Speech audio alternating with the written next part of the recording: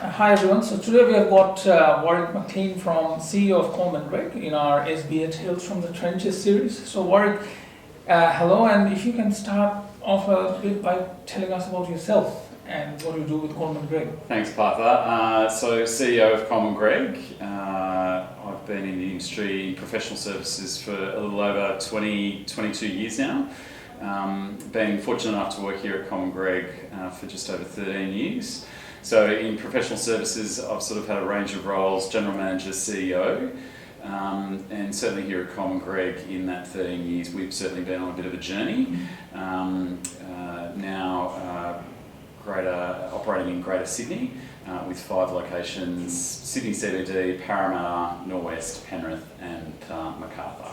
Now that's fantastic, Warrick, and we have seen the growth of Coleman Greig over the last 5 years, and in that time, what have you seen? What does legal industry transformation look like for Coleman Greig in the fantastic growth that we have had? I think part of the journey for us really kicked off sort of during the last property boom, and realising that in order to meet the peaks and troughs, particularly in a property boom, because unfortunately you need a lot of hands on deck very quickly for a period of time, and then it drops off again, particularly if you're doing development type work. The traditional way of just throwing more people at that problem for us was just not sustainable. So we sort of had to look at how we could do things differently, and I think, and I've said this before publicly, we were at a partners retreat. Sam Copeland from FMRC was there, and we were getting up to break on the first day, and we were talking about property and some of the challenges we were facing, and Sam sort of said, Warrick, have you come across Partha and the SBA team? And I distinctly remember at that time, some of my other partners said, Warrick, do we know about this guy? And I went, yeah, he's actually been out to see me 3 times, but actually no one wants to put their hand up to run a trial. And I think ever since then, and that was about 5 or 6 years ago, the property team did put their hand up, and Andrew Grimer did run with it at the time. He was the principal heading that team. And we've been on a journey since. So I think for the innovation piece, for us, it's not necessarily been about big bang. Yeah. It's really about trying to pick the low-hanging fruit and utilise, particularly in the early days, what we have and what we had, and how we could use that better. And I think for many firms, whether it's their practice management system, whether it's Word, whether it's Outlook, whether it's their precedent system, we only use a very small amount of the capability of the software. So it's not necessarily about going out and finding new stuff. It's really about utilising what you've got and utilising it to its best and fullest capacity. And that's very relevant for it, obviously. As I said, that often we find that across different firms that how much knowledge is there about for the products that they're using is often the big variant about where they are in the innovation journey, typically. Where is innovation within practices in general and the legal sector, do you think, or with your vast experience, obviously? Yeah, look, I think it's interesting. I still get a bit frustrated because I don't think we're moving quick enough, but I think, look, there is a lot of hype in the industry. There's a lot of content pushed out there about this firm doing that and this firm doing this. Certainly in terms of the legal tech space here in Australia and New Zealand, there's a lot happening. But I think generally most firms are still operating in a pretty traditional way. And I think for the vast majority of firms who are sort of in that mid to smaller tier market, not a lot has changed. There's been a lot of talk, a lot of discussion, and certainly some of the larger firms are doing some really interesting things. But again, I don't think, just like my own firm, we've got pockets of people who get really excited about stuff and are really good at implementing change opportunities. But transformation and change is really difficult.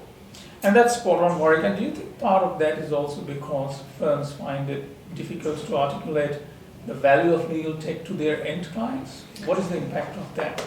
I think part of the challenge is the way in which firms go around implementing transformation and change.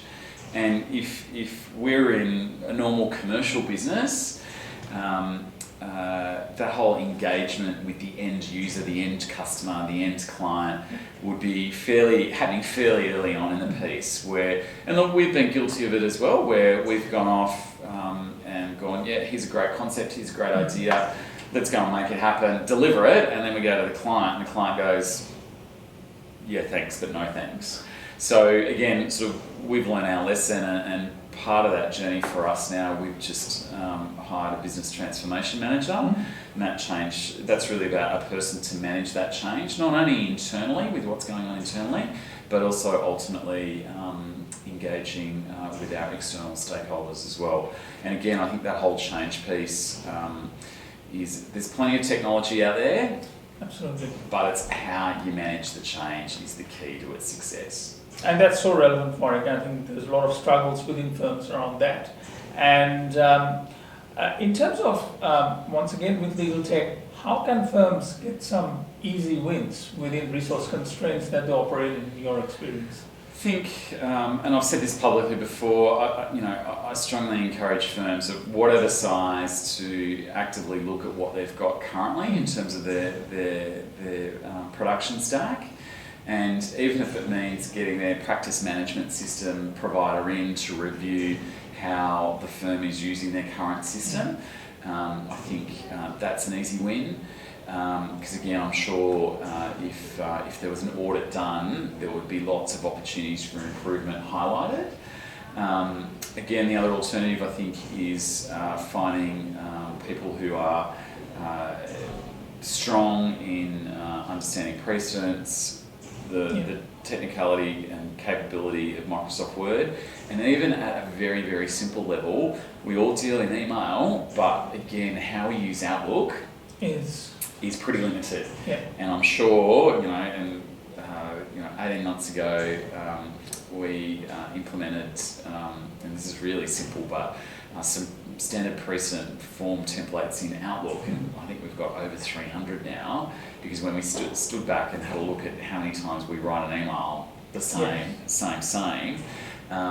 we've now got a whole raft of standard templates within Outlook that make users' lives really easy, but to more importantly deliver a standard message and service to our external clients and recipients of those emails. And that's such a good example, Warrick, that even with Outlook, we see that so many firms are using it, but many firms are still at Outlook 2003, for example, that how you can get a lot of automation or productivity from those simple changes often is neglected from that viewpoint. And is it also, do you think, that because there is a struggle to sell legal tech to internal stakeholders, what we're talking about with both clients and in-house people, that how much of that is success or failure do you see at the moment across the industry? I don't think it's about selling the tech. Mm-hmm. I think it's about selling the opportunity and understanding the benefits, but also understanding the challenges that people are going to face. Lawyers want to particularly and traditionally get everything right, and as we know, in terms of change management, you are going to fail. Yeah. And that's a real challenge in itself, because sometimes you actually have to give it a couple of cracks before you get the end result that you're looking for. But when people are time poor in firms, I think that way in which we go around change management has got to change, and more look at it as an investment. And simple things like providing budget relief for a strategic project, because whilst you might make some budget relief for the current financial year, if you actually extrapolate out the productivity enhancements that could be gained by getting to an end outcome, you're going to get that return year on year on year on year. So again, that focus around thinking more strategically about change and investing in change means that you get people to focus on it, and that whole sales piece of trying to get someone to get moved from A to B becomes a whole lot easier. And that's such a relevant point, Warrick, in terms of the budget relief that you mentioned, that what's the vested interest for the team to be embracing the tech, and coming down to the question of billables and non-billables, that is tech viewed as a non-billable time investment by the team, and how do you sort of jump across that divide to convince the team. So that's very relevant. At this exciting time of growth for Coleman Greig, what are some of the key projects that you're working on going forward as you continue to grow both organically and through acquisition? So for us, I suppose there's a couple of key things. Obviously, working individually with the teams and getting some of those teams to actually start thinking about transformation. Mm-hmm. Because again, traditionally, a lot of that change has come from a top down, and again, the ability to pick off some of that low hanging fruit has been quite easy because, again, it's been across the firm. But as we've picked off a lot of those opportunities, the next iteration comes at articulating the low hanging fruit within each team and starting to attract and attack some of those. I think the other key area for us is we've been on a journey to move our environment into the cloud. So we've been in the cloud operating from an infrastructure point of view for the last 18 months, 2 years. And the next iteration of that is really looking at our document management system and later down the track in terms of our practice management system in the cloud. We've certainly taken, I think in terms of the last 3 or 4 years particularly, the cost associated with taking on some new legal tech products has come down quite dramatically. So firms like us can actually engage and quite easily afford some of those enhancements that have been delivered through specific products. And again, looking at opportunities as they come along to take advantage of those products. Again, we don't like to be bleeding edge, and I wouldn't even say that we're leading edge, but I always talk about being 5 or 10% better than the average law firm. And again, going back to my earlier comment about change and what's happening in the profession, I think it's actually quite easy to be seen to be innovative, even if you're only looking at things on a limited bandwidth, because that's a reflection of the rest of the profession. It's quite slow to take up these new opportunities. And that's very relevant, Warrick, and what you said about leading edge and bleeding edge, that for a lot of firms, I think there's also a bit of a gap around what sort of knowledge do the team need to have to successfully implement legal tech or successfully implement innovation. So what's that knowledge piece look like for Coleman Greig? So I think a couple of things, and we've got a couple of programs planned for 2020 around that, and it's really getting back to an education piece.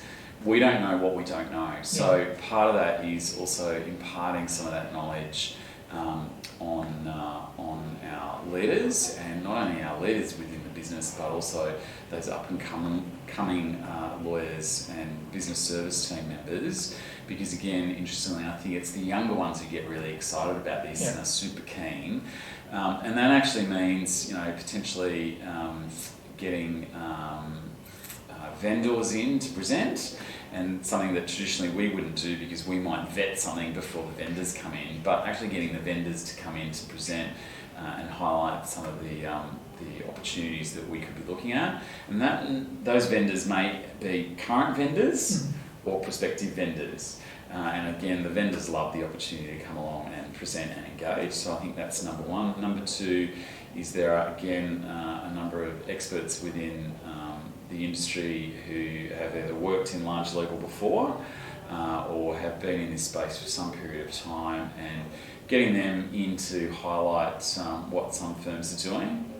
And again, exposing some of my key leadership team to the plethora of legal technology events that happen now as part of the CPD program throughout the year, because again there's a lot of case studies where larger firms present at those particular events, and again I think it's a great eye-opener for the leadership team to understand what some of the larger firms particularly are doing that basically operating in our space as well. And that's extremely relevant, Warrick, once again, and very insightful in terms of unraveling the legal tech piece into nitty-gritty is what we have outlined of what works, and a lot of the time I think there's a tendency to go for a step jump instead of looking at incremental improvements and getting your people involved, which is very relevant. And Partha, you've heard me talk about this forever. That whole concept of incremental change. I think trying to take firms on a massive leap or a massive jump is a real challenge. So it's really about hitting off that low-hanging fruit, getting the key easy wins, collaborating with other firms, and we've been doing a bit of that in the last 12 months in terms of operating with firms who are not necessarily direct competitors, because again we all bring our particular strengths to the table, and if someone's looking at a particular product over here and we're looking at the same product over here, why not join forces and see what we can learn from one another? So that whole collaboration piece I think is also key for us. And that's so relevant once again, that everyone benefits from that knowledge share in a non-competitive way, and at the same time means that each firm is sort of exposed to more of what has worked and not worked from objective sources, instead of just vendors coming and saying what has worked and not worked. Warrick, thank you so much for spending some time with us before the Christmas break. To end the podcast, we want to ask you that what is something that your colleagues would be surprised to know about you that they don't? And I had to think about this question, Partha. I think interestingly, one thing that's evolved for me, particularly in the last 5 years, particularly people in the firm, and if you ask, many of the longer term stuff here at Coleman Greig, they go, "Oh, Warrick's all across the tech. He totally knows the tech." But I think interestingly, one thing I've done in the last 5 years, because there is so much going on, and there is so much activity, I used to be down in the trenches and understood the technical detail of a lot of this technology, whereas these days it's really around me being able to skim across the surface and attempt to pick some winners and let the team around me implement and roll out some of those opportunities. I think, as I said earlier, we've just employed a business transformation manager. She's going to be fantastic, and I think that's also a recognition that this stuff is difficult, and one person alone can't drive it. So again, I think most people would probably think I'm quite technical these days. I know a little bit to be dangerous. So again, I think that's just the way of the future, because as technology improves and increases and the enhancements continue to improve, you can't keep up with everything. And that's probably the best point that you would have made, Warrick, to end this discussion, because the amount of tech that is out there and knowledge absorption is what we find across a lot of firms is the biggest challenge. That what do I need to know and how much do I need to know across all of this to successfully implement what we're implementing. Thank you so much for a very insightful discussion, Warrick, and we look forward to welcoming you back in 2020 for some further discussions regarding legal tech and innovation. Thank you today for your time. Thanks, Partha. Thanks.